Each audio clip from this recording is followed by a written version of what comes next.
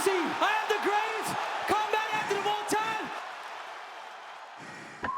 What's up, everybody? Welcome to this episode of Tell the Tape. I'm your host, Henry Cejudo, aka Triple C. And on today's Tell the Tape, we're gonna bring in, that's right, the one and only Charles Oliveira versus Beneil Dariush. The title of who is this gonna get the next title shot at 155 pounds. But before we get there, I want to give a big shout out to our sponsor, that's right, Cookie Co. Whenever you guys want to indulge on all natural ingredients, you guys make sure to find a Cookie Co store near you. Again, cookieco.com and get your munchie on. Anyhow, guys, enough talk. Let's take it to the big screen. Okay, so here we have it. Charles Oliveira, number 1, versus Beneil Dariush, number 4. I mean, look at the experience in both of these guys, but in particularly, I want to start off with Charles Oliveira. I mean, godly, 41 fights. I'm sorry. Yeah, oh, wait. Dude, my math is a little fucked up. Can you help me out with that? 43 fights. 43 fights, man. But the only thing that scares me, this happened at the beginning of his career, is those 9 losses. You know, KOs 9, and then look at this. The submission rate of Charles Oliveira is absolutely ridiculous. Same height, 5'10", to reach from 74 to 72.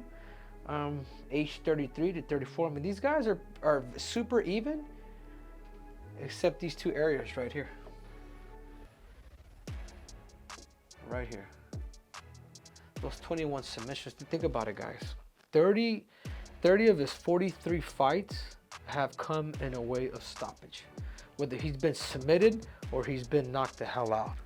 But it's crazy. It's crazy to say the experience that Charles Oliveira has, and he's still in his prime. Like, he's still rocking and rolling, which is extremely impressive. And now let's start off with the one and only Charles the Bronx. Let's talk about Charles the Bronx's strengths. You know, his biggest strengths, in my opinion, is right here.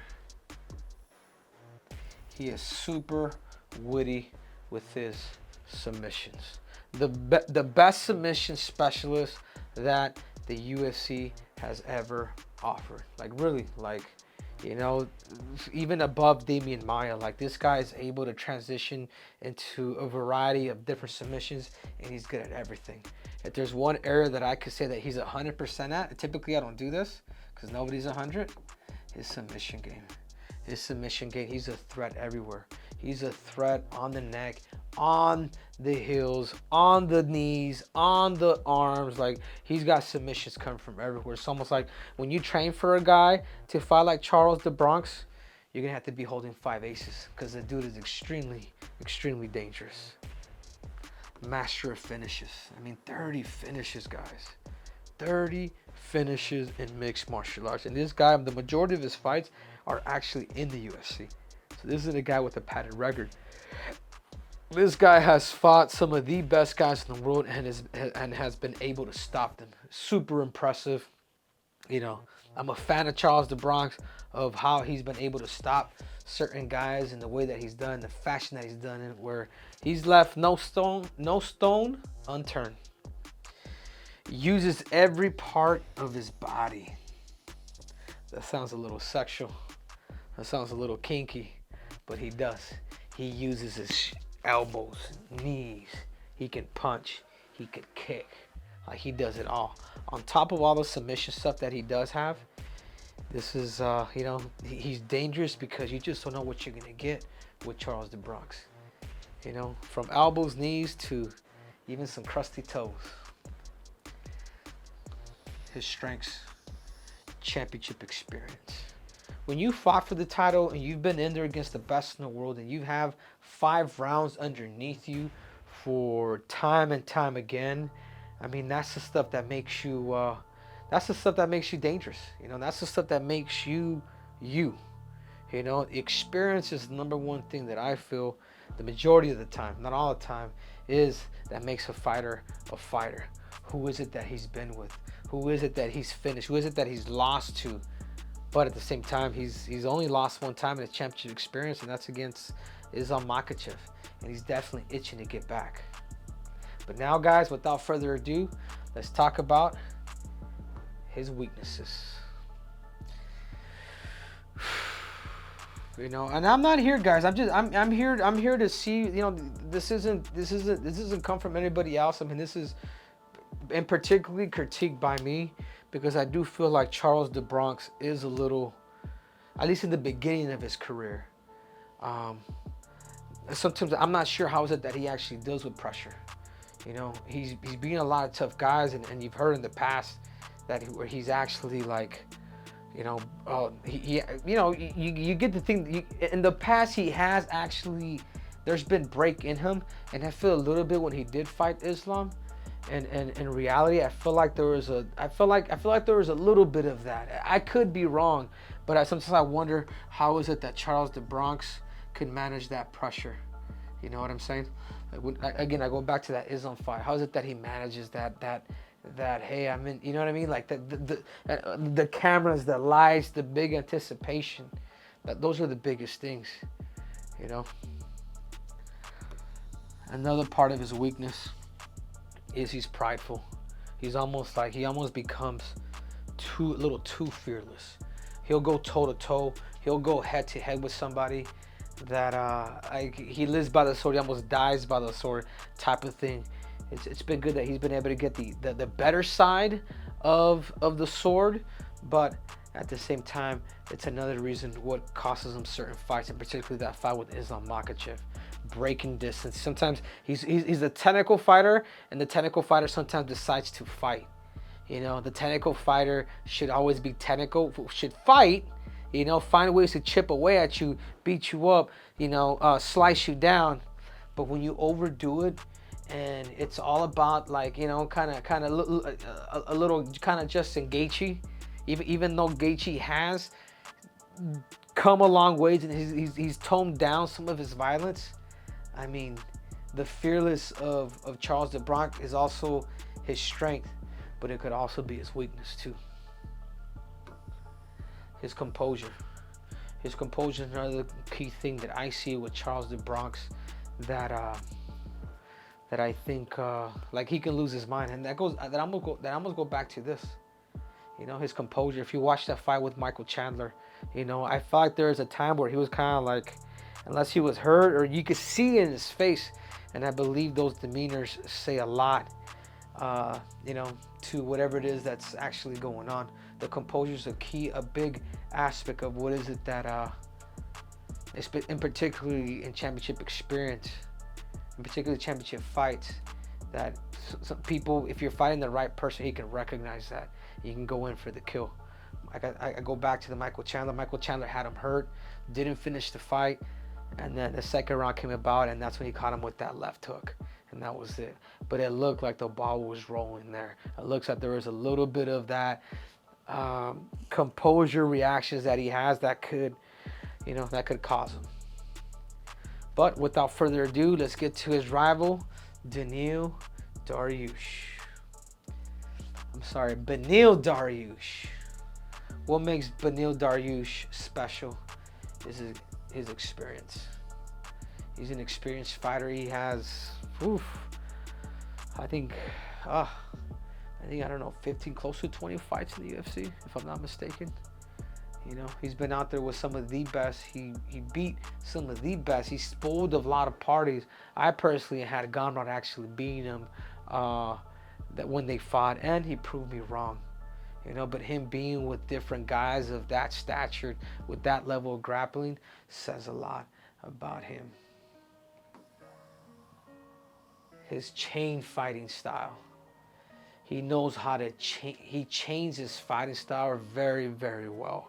He can use his striking to his wrestling. You're coming at him, you take him down, he's transitioning to a certain submission. He changed his fighting very well, and this is where I feel where a lot of people could actually take notes. His durability. He's durable, man. This man has been in, he's not much of a, he's not crazy. We saw the tape, He has finishes, but he's not a crazy submission specialist. So a lot of his fights actually go, you know, they typically go to the distance. But it's also a plus because in a 5-round fight, in a 3-round fight against the best in the world, how is it and what is it that you're gonna end up doing to be able to kind of take it to, you know, to take it to the end? And Beneil Dariush is one of those fighters. His discipline to his game plan. He stays disciplined. It's the same reason why he's able to kind of just get the fight to a decision, but he's disciplined to the game plan. I've only seen Beneil Dariush get hurt a couple times. Actually, a couple times really bad. But other than that, he's come a long ways. You know, obviously him getting flying kneed by Barbosa to him getting flying knee to Barbosa to losing to Hernandez. I believe he got knocked out too. But I think he's learned from those losses, and I think those losses has also made him into a better fighter and a better person. And now let's get to Beneil Dariush's weaknesses. His chin's been tested. He's been tested by, you know, he's been flying knee. He's been knocked out cold. I mean, knockouts like that against Barbosa have really put a number on Beneil Dariush. Like it takes a toll, man, to be able to take a shot like that and X, Y, and Z. You know, it's just not. He hasn't been hit that hard. I remember watching him against Shakar Close, where he did get hit and he did rattle, but he was able to come about. But without further ado, his chin has been tested. Jack of all trades. It's almost like he's good in every area, like he's solid in every area, but doesn't mean he has one solid area that's a huge threat. And as much as that could be a strength, that could also be a weakness too against a finisher. You know, you want to have the ability of actually of giving that threat of actually finishing. Again, guys, I'm not saying that Beneil cannot finish. What I'm saying is he's so well-rounded in everything that it's almost like he's a B at everything. Again, sometimes when you get guys that have A's, like an A in a certain area, Beneil is he's a jack of all trades. Has a little bit of everything, but it's also not a strength, just in case you're losing a fight, where he can go back and actually put somebody out. He's not explosive or fast. You know, again, I'm not here to offend. You know, I would hate for somebody to say that I'm not fast or good looking. He is. He doesn't have that twitch muscle like a guy like Charles would. You know, I think the only thing that I can think of where he's pretty explosive and fast are actually his takedowns. We will actually level change very well, catch the best timing to eventually take down his opponent. And for the final stats breakdown, you know, strikes landed per minute, 3.4 versus 3.8, obviously. You know, absorbs per minute, again, he's strikes absorbed per minute against Charles of Bronx does get hurt a little bit more. You know, takedown accuracy, wow. I'm surprised about this one, quite honestly. You know, takedown defense, would you look at this? 80% to 55. Submission average over him, you know, you give it to Charles de Bronx. I think overall, this is the most competitive fight right now at 155 pounds. Is it the most exciting? No. I think the Poirier Justin Gaethje is more of what people would want to see or want, you know what I'm saying? But this fight competitively, like the winner of this fight may get the next title shot. And that's pretty cool. That's pretty cool to know, because this man right here, he has been waiting. Charles Oliveira, obviously he's got that chip on his shoulder. He doesn't want to go back to the prelims. He doesn't want to go back to co-main events. Nobody who's a former champion wants to do that. You want to be a champion forever. Guys, I want to make a pick here. I like them both. I know them both. Obviously, but if there's anybody where I feel like the ball is kind of rolling, I mean, it's you know, I want to go with Beneil. But it's also like you can't count out the former champ who has been with the best in the world. You know, I'm not going to make a prediction here. I know typically I do because personally I know both of these guys and they're both cool people. But, you know, it is what it is. As you know, place your money where you think should be placed. This is a good fight. This is a great fight. This is against two well-rounded fighters who have different strengths, but they're both well-rounded. If that makes any type of sense to any of you. The wrestling edge, I give it to Beneil. The striking edge, obviously, I'd give it to Oliveira. And then it really comes down to the ground game, in my opinion. Who is it that can mix it a little bit better because they're both good. Even though he has more submission, this guy understands position. And I've seen it with Gamrot. I've seen him control him. And as we saw, Charles Oliveira had a hard time with Islam Makhachev on top. So wrestling, when you have a wrestling base and you're able to control, it's different. You're not playing the jiu-jitsu game. Anyhow, guys, this video wouldn't be possible without our sponsors. That's right, Cookie Co.